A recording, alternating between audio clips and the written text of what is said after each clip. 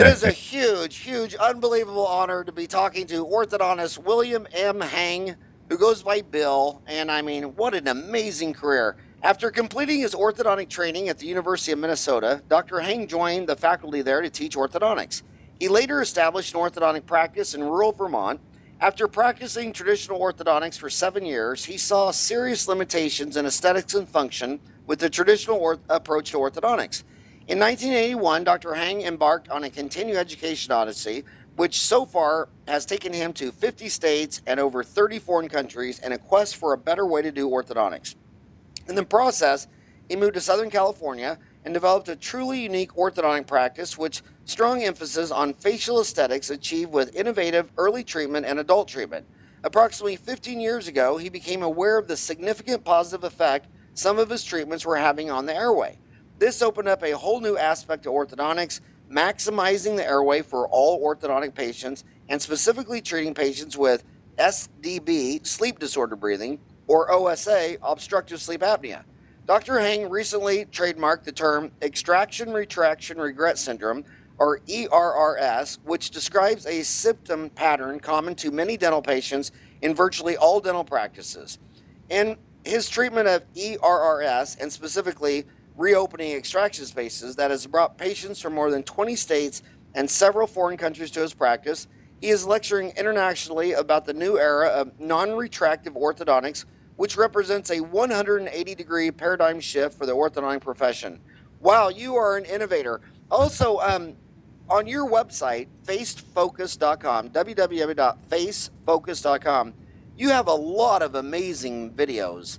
And they're YouTube videos, so you could find them on YouTube also.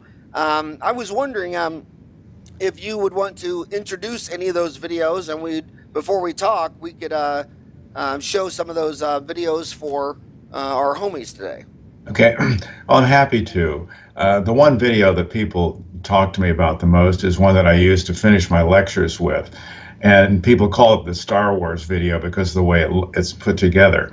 What it really does is it chronicles what happens to a person in their entire life when they start out being a mouth breather, and how this has an effect on their teeth, how they end up getting some crowded teeth and develop a malocclusion, how they end up going to see an orthodontist who recognizes crowding of primary cuspids, removes those teeth, which is an unfortunate thing that's still being done, which ultimately makes the crowding worse. How the orthodontic treatment features ultimately removal of teeth and headgear wear to retract the teeth, which is not okay anymore, but it has a devastating effect on the face, ultimately causing jaw joint problems, and in this case, sleep apnea. We chronicle through on that video through the decades of a person's life, how ultimately his face is damaged, how he ultimately has problems at work, how he has unrecognized sleep apnea, how it's finally recognized, how he has a heart attack, and then later on, how he has a stroke and finally starves himself to death, living in a nursing home after 10 years. He starves himself to death. It's a video that I put together to chronicle exactly what I think happens with many people in our society, and has great implications for overall health. That one video, people, when I finish a lecture, people come to me all the time and they want to use the video. So we finally put it on our website. Be happy to have you use it. It's very compelling because at the end of the video, we talk about how the man is sitting there in his casket, and right in front of the casket is his grandson, who is looking at him in the casket, but also who is hanging his mouth open, just like his grandfather did. And the kid has the kid has still got a good-looking face, but his grandfather has a long face that was developed because he was a mouth breather. And the paradox here is that no one recognizes that that's where the kid is heading. The point being, we're trying to raise awareness to make it so that people will look at children's oral posture and help them become nose breathers rather than mouth breathers, and have their faces grow more forward than downward and backward, and end up with all the problems that people have, including TMJ problems and sleep apnea. That one video is probably the most compelling video that we have. So Ryan, let's play that one right now, and then at the end of the podcast, do you mind if we play the other ones? That's fine. We're happy to have. I really like those. And again, you can find them on his website, facefocus.com, and they're on YouTube. They're all YouTube videos. What is Yes. your YouTube channel called? Oh, boy. Oh, gosh. Well, probably just do a search on YouTube for Yeah. William N. Hang. And Yeah. by the way, if they're listening to this on iTunes, they're probably wondering, Hang, shouldn't you be sounding like a Chinese man right now? Why are you not sounding very Chinese with the last name Hang? It's because my dad's parents were Hungarian, and there was they changed the name because there was some bad guy back in Hungary, I guess. So my father always told me to introduce myself as William Hang, as in by the neck until dead. That way, he said, everyone will remember your name when you tell it that way, and people always respond with a nice laugh, and they always remember the name. I have a friend that I work out with at Lifetime, and his last name used to be O'Malley, but Yeah. but his dad dropped the O because when he got to New York, there was a guy in the newspaper that had just been arrested named O'Malley, and he didn't want to be associated with that guy, so he dropped the O because he didn't want to be associated with a guy in jail. Yeah. I think a lot of names get changed that way. Yeah, they really are. So let's start out with the obvious. Why do children become mouth breathers? Well, it's lots of times there are things that they eat. There are things that we breathe in our society that are not good for us. And so, if you compare us to people who are growing up in a society like I've been to a remote island in Fiji with my kids probably 20 years ago, and all the people there had their lips together, and they had with perfect teeth without malocclusions, well-developed faces. And so it became obvious to me, and here was a society where you could see that everyone was very different than the rest of us. They were eating food. There was nothing out of a package. They ate what was coming out of their garden, what came out of the ocean, or what came out of the chicken, or they ate the chicken. But they were all eating very pure food. Nothing was processed. And so they had really good oral posture, teeth together, tongue to the palate, lips together, breathing through their nose. And as my kids, who were teenagers at the time, said, "Dad, you couldn't make a living here." And I smiled and said, "Yeah, you're right. Nobody has a malocclusion. Everybody looks great." Well, anthropologists that have nothing to do with dentistry, you see their articles they're publishing saying once you go back 400 years, all the way back a million years, we don't see any of this malocclusion and all Right. this stuff that we see today. So Exactly. In orthodontics, we're taught that the malocclusion is caused by some interplay between genetics and environment. But the trouble is, there's virtually no evidence that genetics has much to do with it at all. There's tons of evidence that malocclusion started with the advent of agriculture, and even one of the most compelling books. There are several of them that are out there, but one that is really interesting to read is one called "Shut Your Mouth and Save Your Life." And interestingly, it was written by George Catlin, who was in his early 30s. He was a lawyer in Philadelphia, but he moved to the American West and became an artist and ultimately a photographer, illustrating the Native Americans. And he noticed a huge difference in the Native Americans versus the Caucasians. And he noticed what they were eating, and the fact that they ate bison and corn, and that they were never mouth breathers. And yet on the Caucasians, he noticed that the kids where he was from on the East Coast, many of them were mouth breathers. Many of them were, even in those days, were sleeping inside in rooms that were warm, and they'd hang their mouths open. He talked about the Native American women who would take the child, the nursing child, off of the breast and immediately take her fingers and make sure that the lips of the baby were closed together. So, I mean, Catlin's book is a good one. Weston Price's book called Nutrition and Physical Degeneration is one that every dentist should read. Weston Price was a former ADA president, I believe, but he toured the world and noticed that malocclusion and faces changed in the space of one generation in remote societies all over the world. And all the common thread was that a Western diet with refined sugar and flour and pasteurized milk was used. Pottinger was a physician in Pasadena who did work on cats and fed the cats the same food, would be raw meat and milk for one group, and then for the other group he cooked the meat and pasteurized the milk. And the cats were structurally smaller, the ones that ate the processed food. And within 3 generations, some of them couldn't even reproduce. There were huge changes occurring. Robert Corricini, who's an anthropologist at Southern Illinois University, who's written a book called How Anthropology Informs the Orthodontic Diagnosis. It's a great book. But basically what you're talking about here is that there's a huge environmental impact. We've changed the way we hold what we eat. We've changed the way we breathe. We hang our mouths open. Our tongue posture is low. Our maxillas get narrow. The teeth get crowded. And then unfortunately, patients go to see the orthodontist, who recognizes that the teeth are crowded. And the orthodontist says, well, there's no way to treat this without taking out teeth. Teeth are taken out, and the whole thing is made worse because of that. And you see the whole face fall down and back with vertical faces, and really fairly unattractive people. By the time many kids graduate high school today, their faces are not the cute little faces that they were when they were in kindergarten. Wow, that was just 3 great books to read. 3. What was the third one, the exact title? Robert Corricini, how anthropology informs the orthodontic diagnosis. It's a book that's probably 15 years old, and he compared societies around the world, and even like in one area in India, he talks about a rural society versus an urban society, and the genetic makeup of the population is pretty much the same, but the face and the teeth of the rural population they're better than the urban one. His intimation is that they're eating a more natural diet, and they're having to chew the food harder, and therefore the structure of their face is better.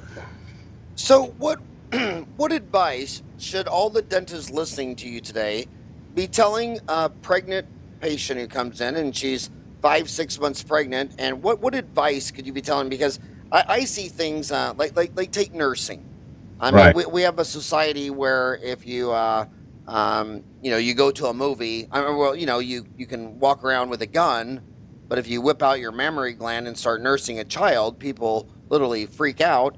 Right. And then a lot of times you'll hear mothers talk in your own family and say, well, I tried to nurse my baby, but it wasn't really working good. The baby looked like it was struggling, so I switched to a bottle and a sippy Right. cup. And then the food is applesauce puree out of a jar. Right. And this is affecting the occlusion and the face development. Absolutely. Let's take it back to while the mother is pregnant.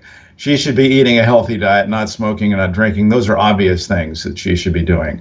As soon as the baby is born. What if they're Irish? Right.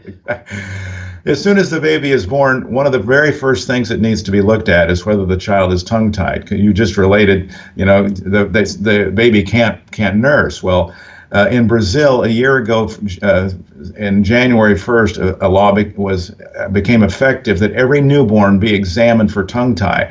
As of October of last year, more than 40% of those children born in Brazil had some degree of tongue tie. This has a massive effect on the child's inability to get to nurse. They can't get the tongue underneath the nipple, and they can't nurse properly. And if they start to nurse, it can be very, very painful for the mother. And so the process is frustrating for the mother and the baby. And so the kid gets put on a bottle. Bottle nursing, even if it's breast milk, is not the same. You need the muscular action. The second thing that really is very important for that mother, and just underlined by Journal of the American Dental Association, which came this week, is about non-nutritive sucking, to not use a pacifier. There was a study in the ADA Journal just this last week that I put in my lectures about how the face changes and there's a greater chance of malocclusion with pacifiers. So my advice is to the parent is buy some earplugs for yourself and forget about the pacifier for your kid. They related it to being worse than finger sucking. Then the next thing you talked about, Howard, was the food that we feed them. People should get the book called Baby-Led Weaning by Gil Rapley, Gilrapley. She's a woman from the UK. The last thing a baby needs is the food, is a food that's already been chewed up by the Gerber company or any other baby food company. Not to say bad things about Gerber, but we don't need to be processing that food. The child should they shouldn't just be gumming it and swallowing it. They should have to use their jaw muscles to eat the food. So get the book called Baby-Led Weaning. Very important to get the child started. And of course, so many women will only breastfeed, if they do, for a very short period of time. The longer the person is able to breastfeed, the better it is. That's helping stimulate proper facial growth, getting the muscles working the way they're supposed to be. So, what you talk about sleep disordered breathing and obstructive sleep apnea. What is the difference between SDB, sleep disordered breathing, and OSA, obstructive sleep apnea?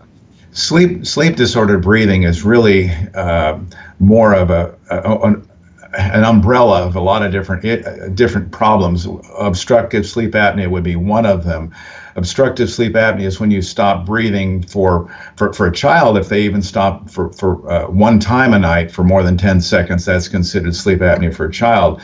And the really bad thing that people don't understand about that is that there's brain damage occurring right away. In even one night of reduced oxygen. There's a gentleman, Ron Harper, who's a neurobiologist at UCLA, has chronicled with MRIs the damage to the Purkinje cells in the cerebellum affecting motor coordination with even one night. I mean, if people really understood how important this is for their kids, there'd be a national outcry for a cure for the problem, but no one even knows how much of a problem it is.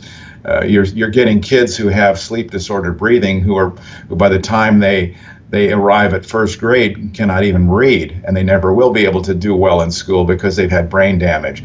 Phil Cooper from Savannah, Georgia, has written a book called Why African American Children Can't Read, and I'm kind of sorry that he put it that way, because it really doesn't have anything to do with the color of their skin. It has to do with the fact that many of them have sleep apnea, and by the time they go to school, they've already had enough brain damage that they're not going to be able to read well. That it doesn't matter what color the skin is. That's all the kids.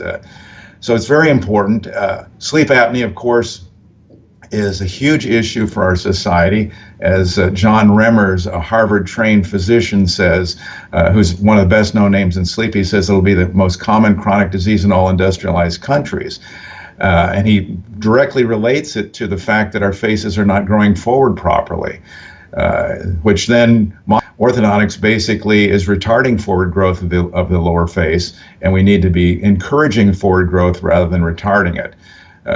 So sleep disordered breathing, 20% of the people in our, 40% of the people over age 40 in this country snore. 60 to 80% of them will test positive for sleep apnea if they get a test done. And there are studies from University of Detroit, Dearborn, Michigan, I believe, talk about the fact that snoring alone is correlated with plaque formation in the internal carotid arteries, so you don't even have to have sleep apnea. Another one of the things that occurs under the umbrella of sleep disordered breathing is upper airway resistance syndrome, essentially more common in females, where about the time that someone would stop breathing and have it scored as an apneic event, they have little micro arousals, and they're not really awake, but they're not asleep. And so that after a night of all these little micro arousals, particularly women will wake up and they'll be very fatigued and not feel good at all. They haven't really slept very well, but they don't get the diagnosis of sleep apnea.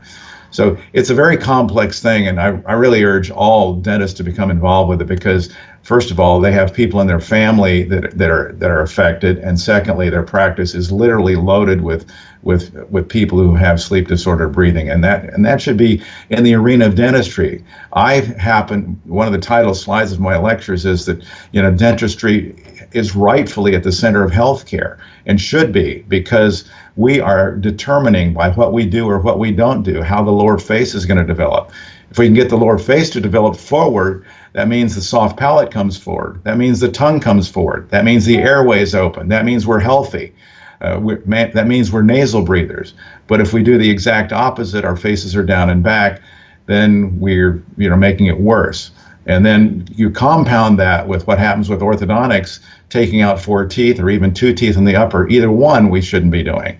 We need to have a completely new paradigm shift to non-retractive orthodontics. We can't justify retraction at all anymore. I know that most of the orthodontists are going to not like that, but the fact is, if you work in the arena I've been working in for the last 15 years, you realize that any retraction at all can spell the difference between someone having a problem and not having someone. Okay, the orthodontic education, of all the specialties in dental school, the orthodontic education is the least taught to a general dentist. It's mostly, it's mostly endo, restorative, perio. Exactly. So explain, you're lecturing right now to pretty much all general dentists. Well, what do you mean by retraction done in orthodontics? Retraction means anything that brings the teeth back, and I've written an article co-authored with Michael Gelb, which is on Cranio right now online, and will soon come out in hardcover in the Journal of Craniomandibular Practice. Michael he came up with the term airway-centric, which is a very interesting concept, airway-centric dentistry, and that's what we should all be doing. Everyone who knows who Harold Gelb is, he's the TMJ guru of the 1980s, and who talked about the Gelb 4-7 position. And Michael is his son. Michael's article in the CDA Journal 2 years ago talked about airway-centric dentistry. Michael and I are good friends, and I told him, look, we need to make something even more strong here. So I have an article that I wrote along with him called Airway-Centric Dentistry, and all the specifics of it, with 10 specific things that cannot be done in terms of retraction. Orthodontists retract all the time without even knowing it. They take people who have generalized spacing. We've all done this, and they close the spaces up. The fact is, they're retracting the teeth against the tongue, and the tongue has 4 cranial nerves innervating it. If you go back to your anatomy freshman year in dental school, you remember that. So the tongue is not just an add-on that was put in our head for the heck of it because it was a spare part. It's terribly important, and it doesn't adapt. So even closing spacing is not okay. And this, using class 2 elastics is not okay because you're literally retracting the maxilla. Headgears, why are we still using headgears? There's no reason at all. McNamara's article in July 1981, Angle Orthodontist, was talking about class 2 relationships. And the conclusions were, if the maxilla isn't properly related to the face, it's more likely to be too far back than too far forward. And it concluded that there were really very few protruding maxillas. If you read all the books that I've mentioned already, and particularly one that I didn't mention by Daniel Lieberman called, from Harvard, The Evolution of the Human Head, you'll know that no one has teeth that protrude at all. Literally none of us in any Western society have the teeth that protrude at all relative to the nose and the cheeks and the forehead. The question then comes, we've had this article in the literature since 1981. If the maxilla doesn't protrude, why are we using headgears? They should be outlawed.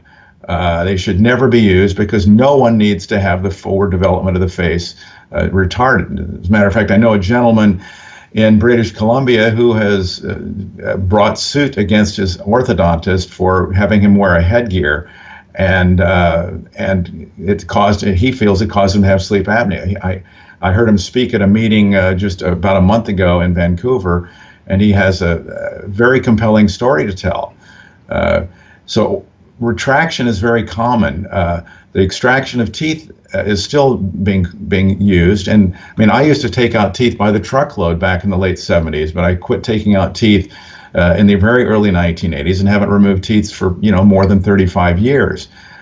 People will look at me and think that I'm crazy. They'll think that I push the teeth off the bone support and all that. And yet there are articles in the refereed literature. I use 6 articles in my lectures to let people understand that you can easily advance teeth and not have to worry about the recession we're talked about. But the real issue here is how much, in my lectures, I'll ask people, gee, do you think that you could retract the teeth enough to cause sleep apnea? And then I'll have the room go quiet, and I'll say, is there anyone in the room who would disagree with that? Who would say that you couldn't retract enough? And so then no one ever says that you couldn't. So my next question then always is, so how far can you retract before you produce sleep apnea? And of course, no one knows the answer to that, and I don't either. The next question I ask is then obvious. The very obvious one is, if you don't know where safe retraction becomes unsafe retraction and causes a problem, how can you ethically and morally retract at all? And all of this has come to me because I've been reopening extraction spaces for people since 1989, when I had a woman basically force me to try to do it. I didn't know that it could be done. She had a headache pattern all the time, and she'd actually had upper lateral incisors removed as part of orthodontics. Her face was devastated. I had actually seen her in 1985 and told her, gee, you need the spaces opened up, but I don't think it could be done, and I can't help you. She came back 4 years later. She was desperate, and I thought of everything negative I could and that might happen if I tried to do it, including that I'd push the teeth off the bone support, that she might need surgery to fix an open bite that I'd create and everything. And she, for everything I said, she said, I don't care, I don't care, I don't care. So essentially, she became a human guinea pig. I tried to open the spaces, and I was successful using some removable appliances, and her headaches went away and have remained gone all these years, and I've kept in contact with her. So that changed my practice. I began doing this on other people. I even have done it in my own mouth. I had one upper bicuspid taken out, and so I opened that space up and put an implant in, widened my maxilla. So basically what I try to do is to do the exact opposite of retraction. I want to make the airway better. The goal, if you're going to be doing orthodontics, is to, first of all, do no damage to the airway at all. And secondly, you should hopefully have treatment which would enable you to improve the airway, since so many people have serious sleeping and breathing issues right now. That is, so you're opening up extraction spaces mainly with removable? You start out with removable appliances. It's very complex. It's the hardest thing I do technically, and I've put together a 2-day lecture on this. I've given it 3 times now in Los Angeles and Sydney, Australia, and 2 weeks ago I gave it in Hartford, Connecticut. But it's very challenging to reopen the spaces, and it's not really easily done with fixed braces on the teeth. There's so much friction. It doesn't really work well. So we use removable appliances to start with, which gets the crowns of the teeth apart. We open up a 7 to 8 millimeter space between the crowns of the teeth. Then we put braces on, and with fixed appliances, the way we put the brackets on, we can angle the brackets and get the roots to move out of the extraction spaces. And we have some very sophisticated things that I've come up with to try to maintain this space. Lots of things I've learned and taught myself over this last nearly 30 years doing it. But you get amazing resolution of symptoms that happen. And I tell people, and I hold up my hands, I say, I'm an Eagle Scout. I promise to do my best. I don't promise that I'll change even one symptom that you have. I'll never promise you resolution of even one symptom. But I wouldn't start on your case if I didn't think that I'd make some dramatic improvements. And what I've heard from people are truly amazing things. I mean, the usual thing of getting rid of headaches and facial pain, that happens. Getting rid of snoring, and I have cases where we have sleep studies documenting that we've gotten rid of sleep apnea. But other symptom patterns, neck aches go away because the patient doesn't have to hold their head forward and tip their forehead back, keep their chin forward to keep their airway open, because their airway gets better. Their tongue gets upward and forward where it's supposed to be, because we make the maxilla from a narrow maxilla of a 29 or 30 millimeter intermolar width to make it near 40 or 42 millimeters. The tongue comes upward and forward, and the patient's airway opens, and their facial, their whole head posture changes. They don't have to have forward head posture. They don't have to tilt their forehead back to keep their chin forward. I've had a professional singer tell me that she got her high range back in the process. I've had people say, gee, I don't fall off the treadmill. I've had people say, gee, I used to get 3 or 4 sinus infections a year before you reopened the spaces, and now I have not had even one.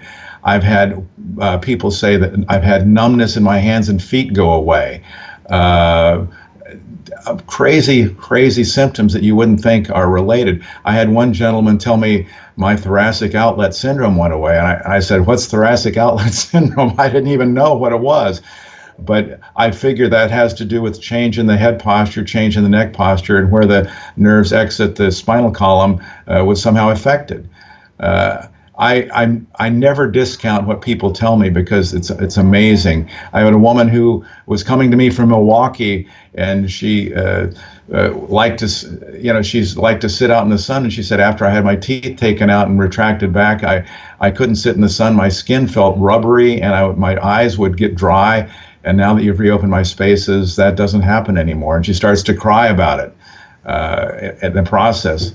Of course, many of them are very unhappy with the caving in of their face that they've seen. They're not happy with the thinner lips. And we've reopened the spaces. We give people back their fullness of their face, which they want.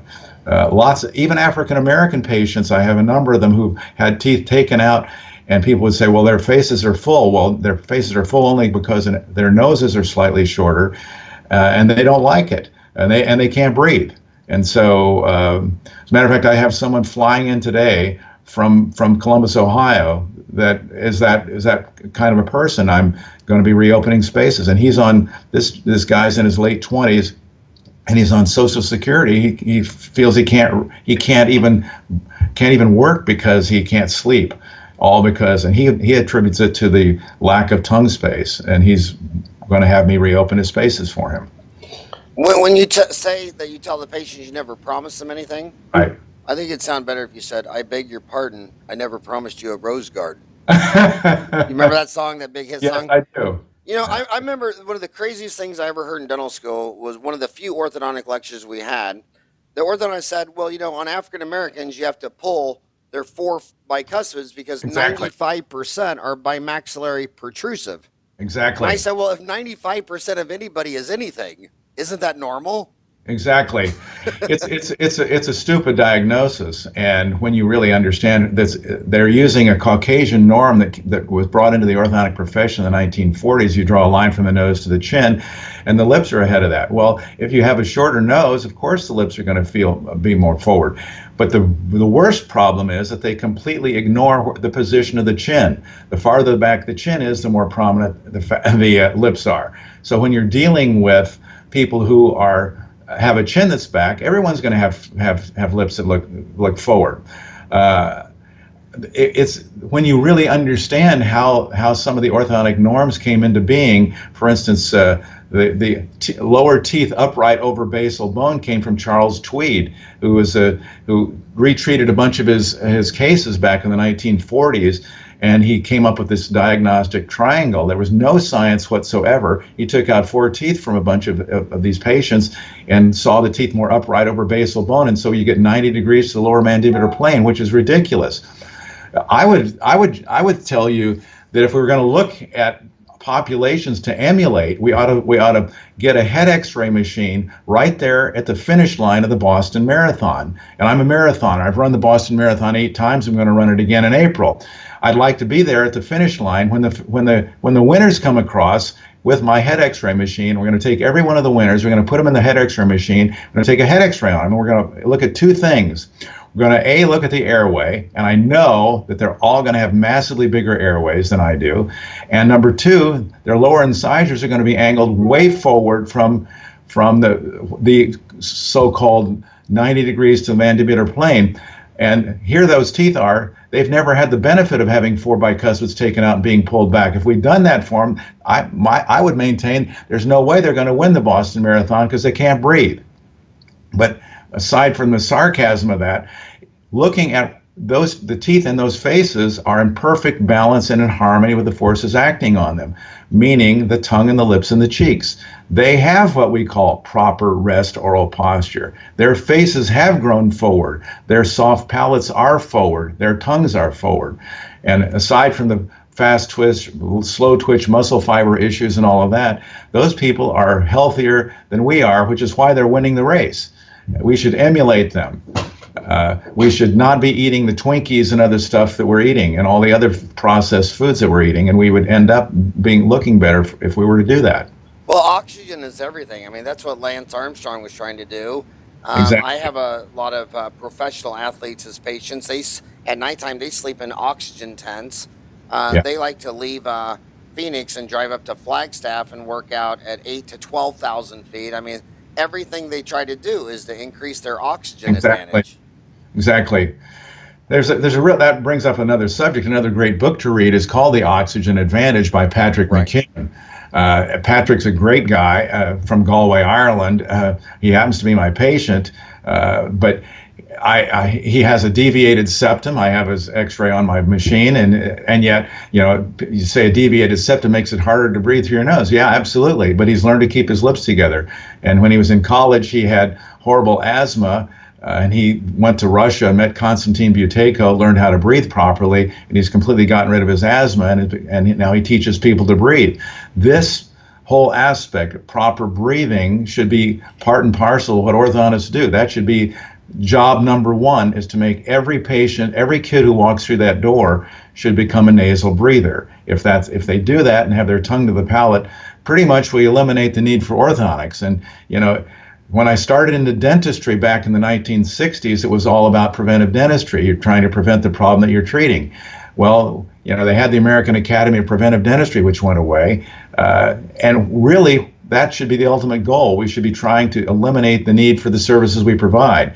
If in orthodontics, that would mean getting kids to have their teeth together, their tongue to the palate, lips together, and breathe through their nose. If they did that, their faces would grow forward. John Muse talked about this in England for years. He came up with what he called the tropic premise, and no one's challenged him with evidence that he's wrong. And the fact is, if you see kids have their teeth together, their tongues to the palate, lips together, and breathe through their nose, those are not the kids that end up in the orthodontic office, because they have perfectly, straight teeth.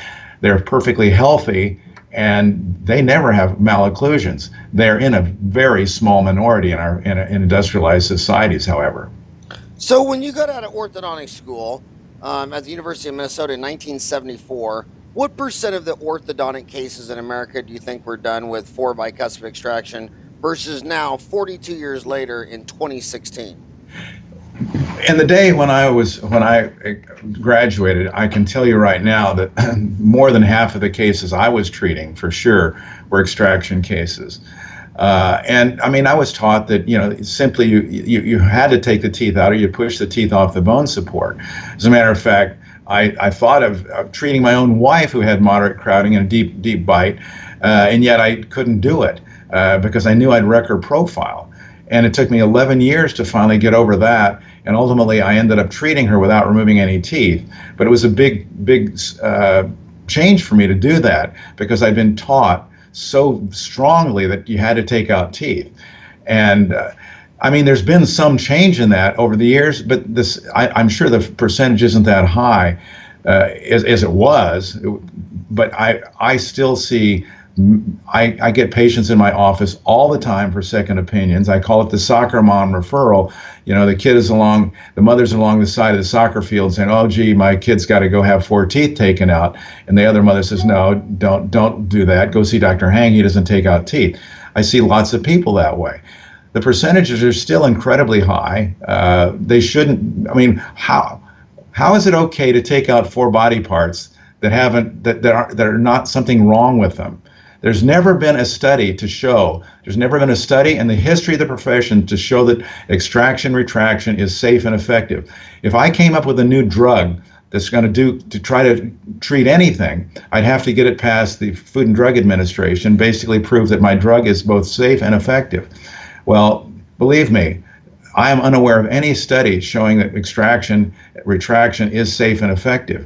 I don't think that you could ever have a study like that ethically done in this country now that we know what we know. And knowing what I know, having reopened extraction spaces for people since 1989 and listening to them and having sleep reports on them, I couldn't ethically, even have a group where teeth would be removed.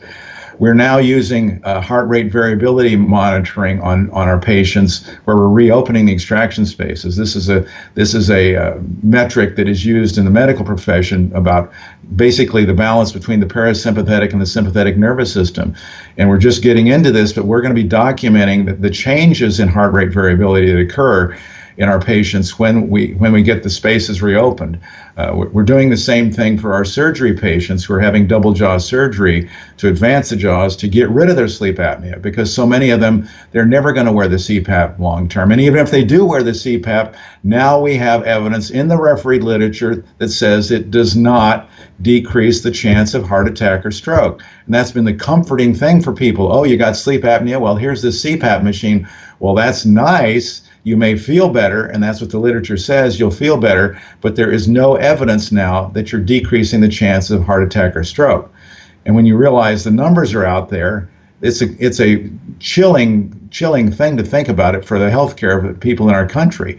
We don't have enough money in the gross national product to pay for all the disease that's going on, all the heart attack, stroke, diabetes, all this, which is completely related to sleep disordered breathing.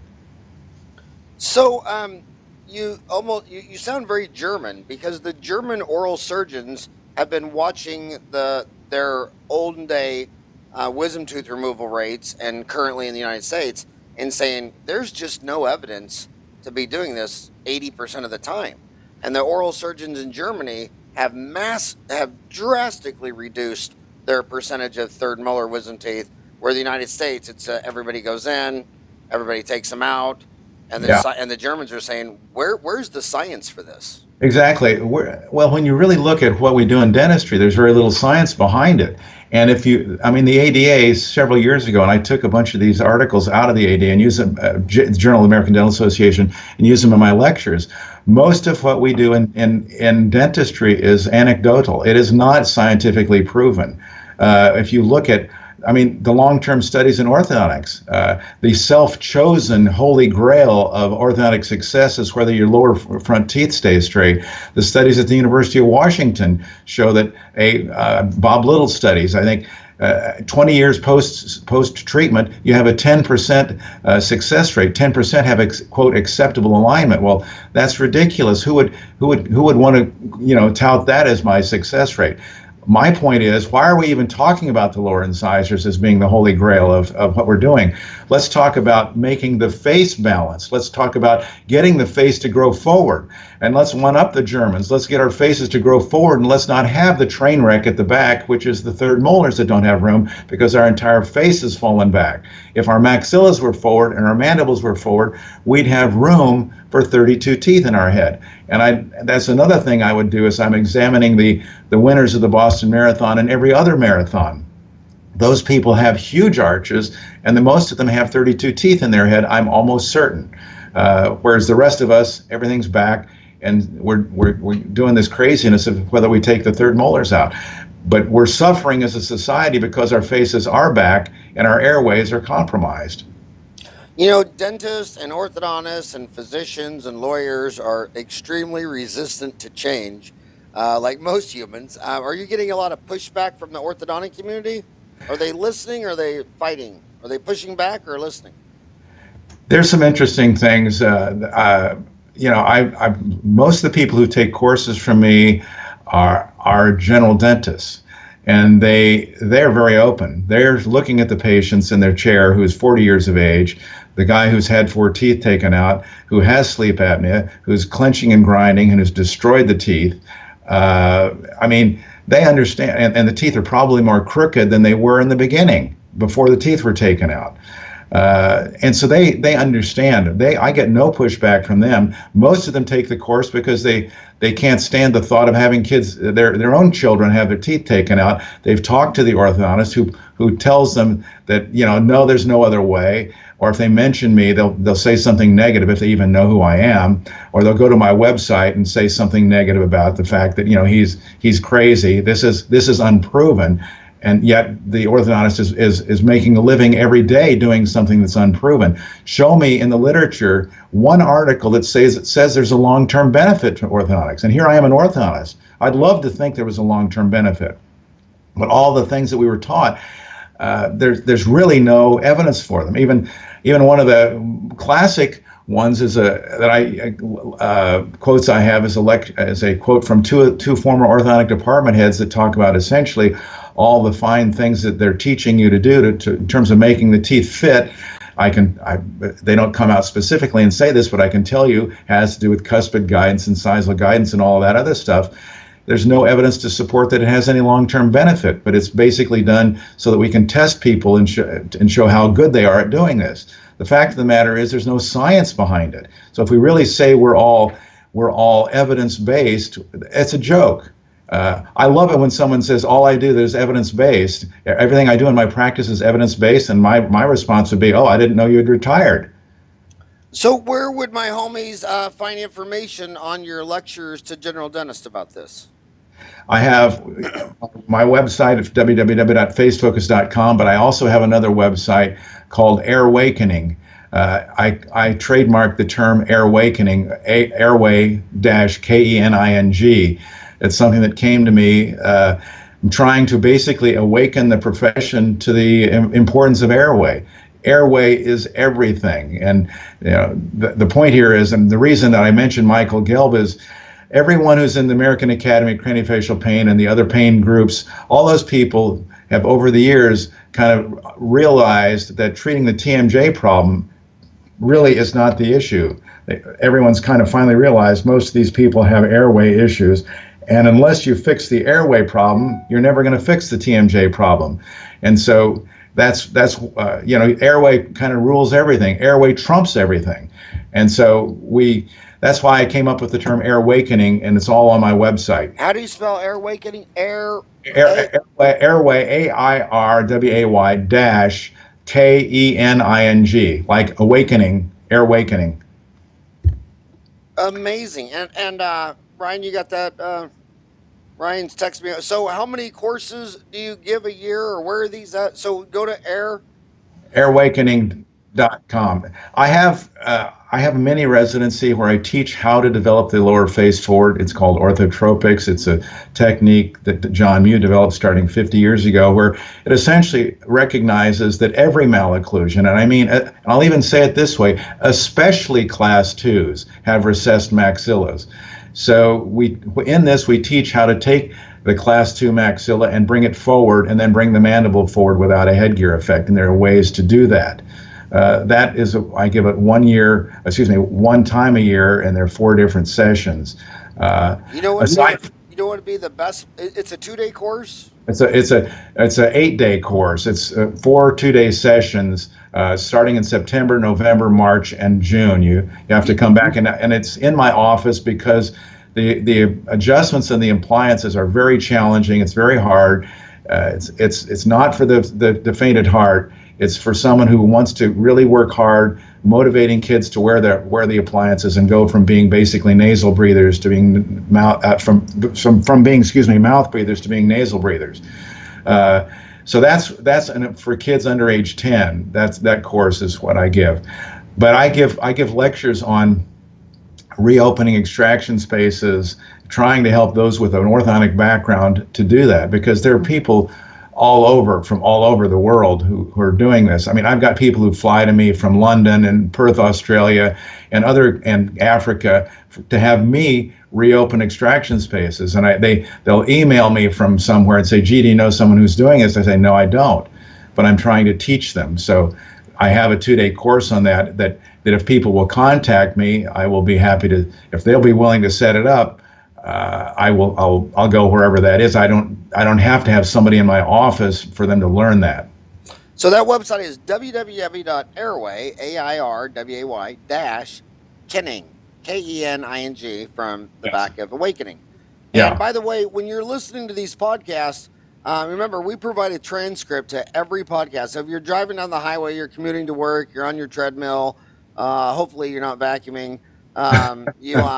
Just go to the dentaltown.com and the podcast. There's a transcript of all these. But you know what, Bill? You know what would be the best marketing you could do for this course to just blow it out of the water? What's that? Well, you know when it's 4 2-day courses, so it's 8 days. Right. So on Dentaltown or Orthotown, they're 2 separate websites. Put up an online CE course that kind of, for an hour that lays it out, or you could do an hour for each of the 2-day sessions, because, reading a flyer or hearing something is not as pervasive. If they saw an hour Right. Like on this podcast, I'm sure a lot of people that listen to this podcast, that's a successful pitch because they've already learned your information. They trust you. Right. You're an authority. But so many of these guys that do institutes, they'll put like a full page ad in Dental Town magazine, and that's a big jump to just see an ad and then Right. get on an airplane, fly across the country, stay in a hotel for 2 days, and pay thousands of bucks. Whereas Exactly. when they see you, Exactly. lay out the foundation of this, and they'll say, "Wow, now I'm sold." It kind of reminds me of the reverse mortgage, which is one of the best financial decisions grandma could make instead of giving all of her money to her kids.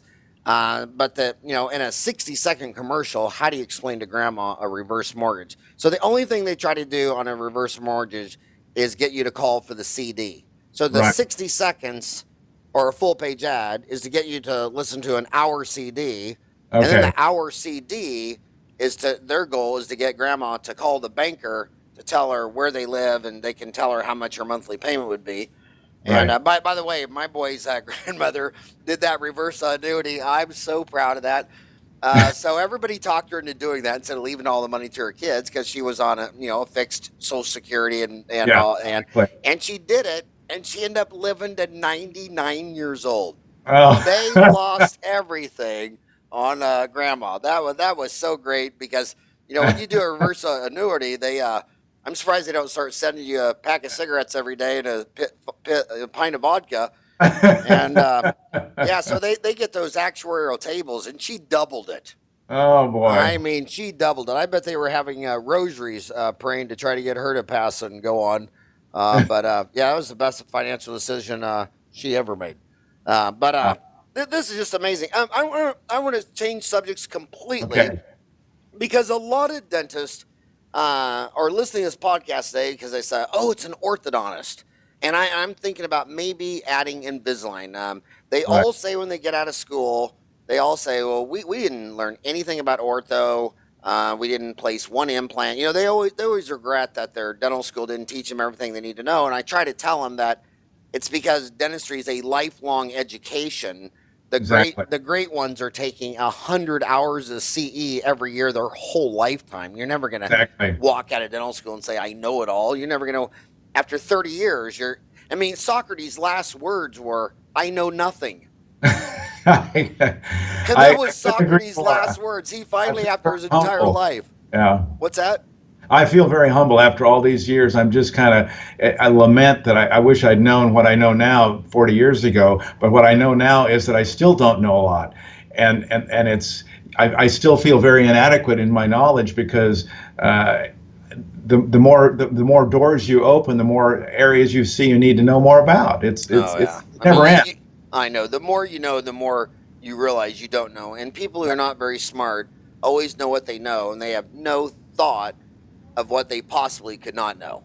Yeah. You know what I mean? You know what you know, but you don't know what you don't know. But I just want to say this.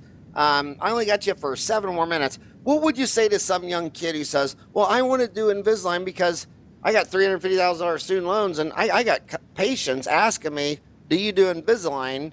And I don't know.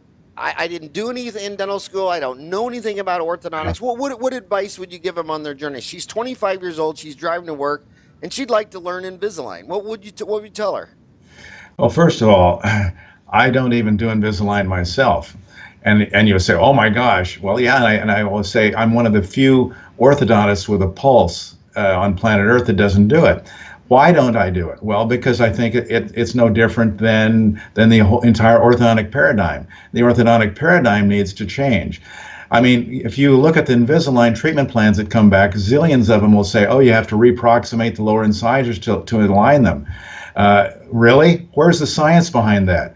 As you're reproximating the lower incisors, you're ultimately retracting them. And I already went through the fact. Are you willing to retract the teeth? How much can you retract them before you push the tongue back a little bit? Deathly afraid of advancing the teeth. I mean, the whole thinking process about it is ridiculous, just as is the diagnostic process in orthodontics, thinking that you must get the teeth back. I'm also not happy with any kind of appliances which increase the vertical face height. And this has nothing to do with Invisalign or any other brand of this thing. I used invisible retainers, which are just the same thing, back in the 90s on my own son. And then I saw his perfect bite that I'd made for him turn into a slight open bite. And it took me several years and meeting John Mew to finally figure out why that had occurred. And it was really because of the invisible retainers interposing about a millimeter and a half of plastic over the lower and over the upper. And you add that up in the second molar region, you've got 3 millimeters of opening, and you've cranked the anterior maxilla open. You've taken some child who's a marginal mouth breather, nose breather, and made him into a 100% mouth breather. You've changed his physiology in a very negative way. And then you're somehow surprised when the patient develops an open bite. And how does the open bite develop? Well, the open bite develops because now you've taught the child to hang their mouth open all the time, and they don't get the proprioception of the molars coming together. Every dentist learned in dental school, you lost the lower molar, Mrs. Jones, we got to put an implant in because the other tooth will super erupt because it's not getting the message to stay where it should be. And you have the Bill Prophet in North Carolina came up with the whole idea that 4 to 8 hours, the posterior teeth need to be in contact 4 to 8 hours to keep them a day, 4 to 8 hours every day to keep them in vertical position. But the fact of the matter is now you've got a patient who, with these removable appliances, you've caused them to be more of a mouth breather. They hang their mouth open and they're not getting the proprioception together. So the patient's going to develop a worse malocclusion than they ended up with. So I'm not a fan of that. I'm very sorry that someone comes out of dental school, and I'm glad that I didn't have to see the way they are. They come out with $200,000, $300,000, $400,000, $500,000 worth of debt.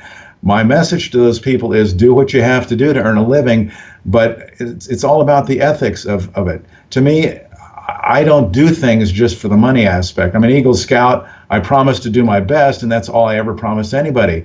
If my feeling is, don't try to get other revenue sources unless you truly understand what they're about and what the negatives can be. Because trust me, I've had more than one patient come in my office for second opinions when they've had this kind of treatment and now they have a TMJ problem that they didn't have in the beginning. That's not where some new dentist wants to be.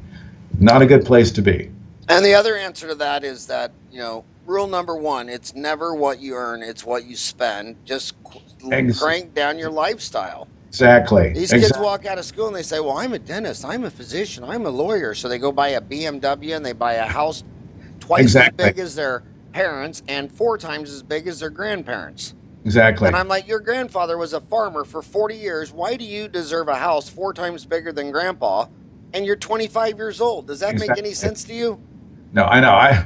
My dad passed away 3 years ago tomorrow, as a matter of fact, and he was 95 and a half. And I joke around and say, yeah, he grew up in the Depression saving money, and right to the end he was saving money. And he taught me that. And I'm eternally grateful for that. And our next generation, they need to understand that. But unfortunately, many of them don't. I know copper wire was invented by 2 Scots fighting over a penny.